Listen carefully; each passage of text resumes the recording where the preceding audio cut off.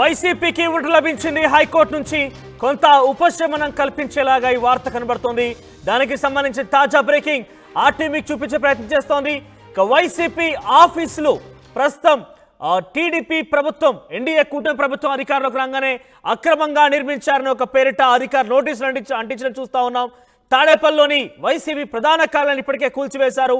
విశాఖ, అనకాపల్లి, బాపట్ల, పల్నాడు ఎక్కడ చూసినా కూడా వాటి ఆఫీసులకి నోటీసులు అంటించడం చూస్తున్నాం. దానికి సంబంధించి కూల్చివేత ప్రక్రియలు కూడా కొంత మొదలైనట్టుగా మనం గమనిస్తున్నాం. ఈ నేపథ్యంలోనే వైసీపీ హైకోర్టుకు వెళ్ళింది. దీంతో హైకోర్టు నుంచి వైసీపీ కొంత ఊరట లభించింది. ఉపశమనం కల్పించే రకంగా హైకోర్టు కొన్ని నిర్ణయాలు తీసుకుంది. ఆ నిర్ణయం కనుక చూస్తే స్టేటస్ కో విధించింది. అంటే యథాతథ స్థితిని ఎట్టి పరిస్థితుల్లో కూల్చకూడదు, అలాగని చెప్పి వాళ్ళని ఎటువంటి చర్యలు కూడా తీసుకోకూడదు. కేవలం ప్రస్తుతం ఏ రకంగా ఉరితే ఉన్నాయో ఆ రకంగానే స్టేటస్ కోనిచ్చింది హైకోర్టు. దీంతో కొంత వైసీపీ పార్టీకి ఊరట కలిగించినట్టయింది. రేపటి వరకు మాత్రమే ఈ స్టేటస్ కో కొనసాగుతుంది. రేపు పూర్తి వివరాలతో కౌంటర్ దాఖలు చేయాలని ఏపీ రాష్ట్ర ప్రభుత్వాన్ని హైకోర్టు ఆదేశించింది. ఇక వైసీపీ ఆఫీసులపై రేపు మరోసారి హైకోర్టులో విచారణ ఉండబోతోంది. 10 జిల్లాల్లో పార్టీ ఆఫీసుల కూల్చివేతలపై రిట్ పిటిషన్ దాఖలు చేసింది వైసీపీ పార్టీ. ఇక పిటిషన్ విచారణ జరిపిన హైకోర్టు స్టేటస్ కోను విధించింది. రేపు మరింత పూర్తి సమాచారంతో ఏపీ ప్రభుత్వం కౌంటర్ దాఖలు చేయాలంటగా హైకోర్టు ఆదేశించింది. దీంతో రేపు మరోసారి విచారణకు రాబోతున్నాయి. ఇప్పటికే 10 జిల్లాలకు సంబంధించి పార్టీ ఆఫీసుల కూల్చివేతలపై రిట్ పిటిషన్ దాఖలు చేసిన వైసీపీ.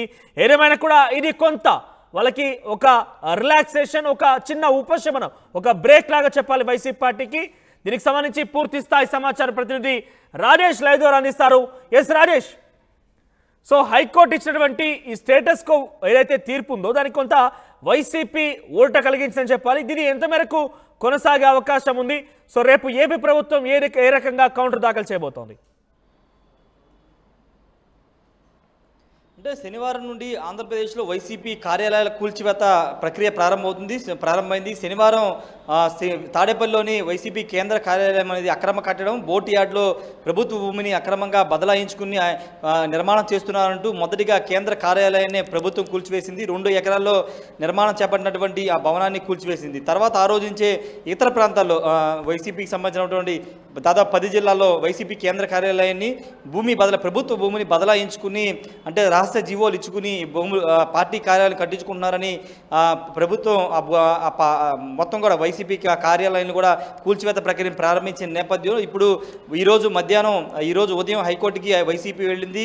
హౌస్ మోషన్ పిటిషన్ దాఖలు చేయడం, YCP MLC Lella Appireddy house motion petition దాఖలు చేయడంతో హైకోర్టు ఆ పిటిషన్ విచారణ చేసి ఒక స్టేటస్ కో ఇచ్చింది. రేపటి వరకు ఈ యథాస్థితిని, అంటే ఇప్పుడు కూల్చివేతలని ఆపేయాలి, యథాస్థితిని కొనసాగించాలని కూడా ఆదేశాలు జారీ చేసింది. రేపు పూర్తి స్థాయిలో విచారణ చేస్తామని కూడా హైకోర్టు చెప్పింది. ప్రభుత్వాన్ని కౌంటర్ దాఖలు చేయాలని కూడా హైకోర్టు 5 ఆదేశాలు జారీ చేసింది. ఇప్పుడు ఆంధ్రప్రదేశ్ ప్రభుత్వం ఏం చేయబోతుంది? ఆ వైసీపీ కడుతున్నటువంటి కార్యాలయాన్ని కూడా అక్రమ కట్టడాలే, ప్రభుత్వ భూమిని బదలాయించుకుని ఆ రహస్యంగా జీవోల పేరుతో బదలాయించుకుని చేస్తుందని నిర్మాణాలు చేపట్టిందనేది ఇప్పుడు ప్రభుత్వం చెప్తున్న నేపథ్యంలో దానికి సంబంధించినటువంటి జీవో కాపీలు, దానికి సంబంధించిన ఆధారాలన్నిటి కూడా కౌంటర్ దాఖలు చేసే సందర్భంగా వాటిని హైకోర్టుకి సబ్మిట్ చేసే అవకాశం కనబడుతుంది. ఎందుకంటే రేపు మరోసారి దీనిపైన హైకోర్టు విచారణ చేయబోతుంది కాబట్టి ఆ సమయంలో ప్రభుత్వం ఇచ్చే కౌంటర్లో ఈ అంశాలన్నీ పేర్కొనబోతుంది. ఇప్పటికే తాడేపల్లిలో నిర్మించబోతున్నటువంటి కేంద్ర కార్యాలయం విషయంలో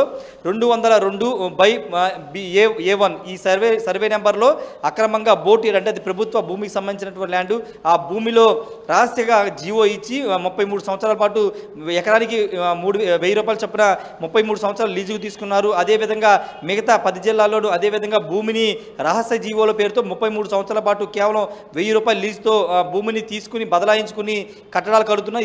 ఇది చట్టానికి విరుద్ధం, నిబంధనల విరుద్ధంగా చేశారనేది ప్రభుత్వం చేస్తున్న వాదన కాబట్టి దానికి అనుగుణంగా రేపొద్దున కౌంటర్ దాఖలు చేసిన సందర్భంగా వాదనలు వినిపించే అవకాశం కనబడుతుంది. మరోవైపు వైసీపీ తరఫున అప్పీల్కి వెళ్ళినటువంటి లేళ్ల అప్పిరెడ్డి తరపునటువంటి న్యాయవాదులు రేపు ఏ విధంగా దీని మీద కౌంటర్ ఇస్తారో చూడాల్సిన చూడాల్సిన అవసరం అయితే కనబడుతుంది. ఎందుకంటే ఇవి ప్రభుత్వ భూములు కాదు, లేకపోతే ప్రభుత్వం ఇది అంటే వాళ్ళకి బదలాయించింది, చట్టబద్ధంగానే బదలాయించింది. అది జీవో అంతా కూడా సక్రమంగానే జరిగింది అనే విధంగా రేపు లేళ్ల అప్పిరెడ్డి తరపున న్యాయవాదులు వాదనలు వినిపిస్తారా లేదా అనేది చూడాల్సిన అవసరం కనబడుతుంది. ఖచ్చితంగా రేపు మరోసారి విచారణ చేస్తామని హైకోర్టు చెప్పింది కాబట్టి ఇరువురు తరపున వాదనలు వినిపించడానికి అవకాశం ఇస్తుంది. ప్రభుత్వం తరపున కౌంటర్ దాఖలు చేయడంతో పాటు వాదనలు వినిపించడానికి అవకాశం ఇస్తుంది. మరోవైపు అటు వైసీపీ తరపున వాదనలు వినిపించే అవకాశం కూడా ఉన్న నేపథ్యంలో ఎవరి వాదన బలంగా ఉంటే వారి వైపున హైకోర్టు తీర్పు ఇచ్చే అవకాశం కనబడుతుంది. చాలా స్పష్టంగా ప్రభుత్వం చెబుతుంది ఇది రహస్య జీవోను కూడా వెబ్సైట్లో పెట్టుకోకుండా రహస్యంగా ఉంచారు. అప్పుడు కూడా గతంలో హైకోర్టుకి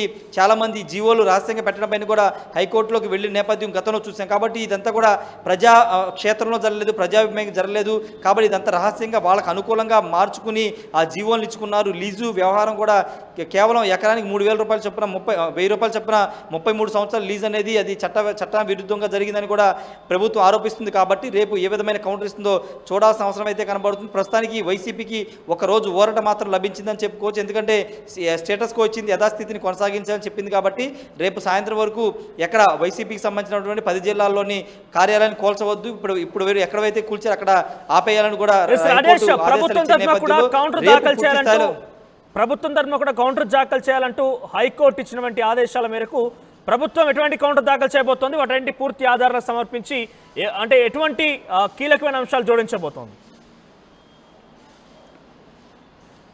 ఖచ్చితంగా ఇంతకుముందు మాట్లాడుకున్నట్టే ప్రభుత్వం సంబంధించి గత ప్రభుత్వ హయాంలో బదలాయింపు భూముల బదలాయింపు ఏ విధంగా జరిగింది, అసలు ఆ ప్రభుత్వ భూమి ఎందుకు బదలాయించాల్సి వచ్చిందనే అంశాలను కూడా హైకోర్టులో ప్రభుత్వం ముందు పెట్టే అవకాశం అయితే కనబడుతుంది, హైకోర్టు ముందు పెట్టే అవకాశం కనబడుతుంది. ఎందుకంటే అవన్నీ కూడా రహస్యంగా ఇచ్చిన జీవోలు అక్కడ బహిరంగంగా పెట్టని జీవోలు పెట్టుకోకుండా రహస్యంగా వాళ్ళకు అనుకూలంగా జీవోలు పెట్టుకున్నారనేది ప్రభుత్వం చెబుతుంది. కాబట్టి అదంతా కూడా చట్టవిరుద్ధం. అంతేకాదు ప్రభుత్వ భూముల్లో పార్టీ కార్యాలయ నిర్మాణాలకి భూములు కేటాయించడం చట్టవిరుద్ధంగా చేశారు. అవన్నీ కూడా చట్టానికి విరుద్ధంగా జరిగి కాబట్టి ఆ కూల్చివేతలు చేశామని ప్రభుత్వం చెబుతున్న నేపథ్యంలో రేపు అదే వాదనలో హైకోర్టు ముందు వినిపించే అవకాశం కనబడుతుంది. వాటికి కౌంటర్గా వైసీపీ ఏ విధమైన కౌంటర్ ఇస్తుందో, వాటికి సంబంధించిన ఆధారాలు ఏ విధంగా చూపిస్తుందో చూడాల్సిన అవసరం అయితే కనబడుతుంది. మనోజు ఏదేమన్నప్పటికీ ప్రస్తుతానికైతే వైసీపీకి ఒకరోజు ఊరట లభించినప్పటికీ రేపు హైకోర్టులో ప్రభుత్వం ఇచ్చే వాదన పైన వాళ్ళు కౌంటర్ తిరిగి ఏ విధమైన వాదన వినిపిస్తారు, ఈ భూమి బదలాయింపు కానీ లేకపోతే ఆ కట్టడాలని సక్రమంగానే జరిగినాయి ఏ విధంగా సమర్థించుకుంటారనేది రేపు కోర్టులో తేలబోతుంది. ఇరు వాదనలు విన్న తర్వాత కోర్టు ఈ వైసీపీ కార్యాలయ కూల్చివేతపైన ఒక కీలక నిర్ణయాన్ని అయితే ప్రకటించే అవకాశం ఉంది. మనోజ్ రైట్ రాజేష్, ఇకోరల్గా వైసీపీ పార్టీకి చిన్న బ్రేక్ అని చెప్పాలి, కొంత ఉపశమనం శ్వాస తీసుకునేంత. ఎందుకంటే రేపు తిరిగి ప్రభుత్వం దాఖలు చేస్తోంది, కౌంటర్ దాఖలు చేస్తోంది. సో ఆ తర్వాత మరి హైకోర్టు ఎటువంటి తీర్పు ఇవ్వబోతుందో చూడాల్సిన అవసరం అయితే ఉంది. సో ప్రస్తుతానికైతే ఇప్పటికే వైసీపీ పార్టీ కార్యాలయం దాదాపుగా అన్ని జిల్లాల్లో ఏర్పాటు చేస్తూ అది ప్రభుత్వ భూముల బదలాయింపుకు సంబంధించి కావచ్చు, లీజుకు సంబంధించిన అంశాలు కావచ్చు, అనేక రకాలుగా ప్రభుత్వ భూమిని వాళ్ళు తమ పార్టీ ఆఫీసుల కోసం ఇప్పటికే వినియోగిస్తున్నారు. వాళ్ళు కొన్ని చోట్ల దాదాపుగా కట్టడాలు కూడా పూర్తయ్యాయి. ఈ నేపథ్యంలోనే కొత్తగా ఎన్డీఏ కూటమి ప్రభుత్వం వచ్చి రాగానే వెంటనే వైసీపీ పార్టీ ఆఫీసుల మీద కన్నేసింది. వారి అక్రమ విషయాన్ని కూడా పూర్తిగా వెలికితీసింది. దీనిలో భాగంగానే తాడేపల్లిలో ఉన్నటువంటి వైసీపీ ప్రధాన కార్యాలయాన్ని కూడా కూల్చివేసింది. ఇక వరుసగా 10 జిల్లాలకు కూడా ఇటువంటి సేమ్ సిచ్యువేషన్ రిపీట్ అవుతోంది. దీంతో వైసీపీ పార్టీ హైకోర్టులో పిటిషన్ దాఖలు చేసింది, రిట్ పిటిషన్. అది విచారణకు వచ్చింది ఈరోజు. అయితే ప్రస్తుతం హైకోర్టు నుంచి వైసీపీ కొంత ఊరటనిచ్చింది, కొంత శ్వాస తీసుకునే ఉపశమనం కల్పించింది. ప్రస్తుతం స్టేటస్ కో విధిస్తూ హైకోర్టు తీర్పునిచ్చింది. ఇక రేపు తిరిగి ప్రభుత్వం తరపున అధికారులు కౌంటర్ దాఖలు చేయాలంటే ఆదేశించింది. రేపు మరోసారి వైసీపీ పార్టీ ఆఫీసులపై విచారణ జరిగే అవకాశం ఉంది. ఇక ప్రభుత్వ అధికారులు ఇచ్చేటువంటి కౌంటర్ విషయంలోనే రేపు దీనికి సంబంధించి పూర్తి విషయం కూడా వెల్లడించే అవకాశం కనబడుతోంది.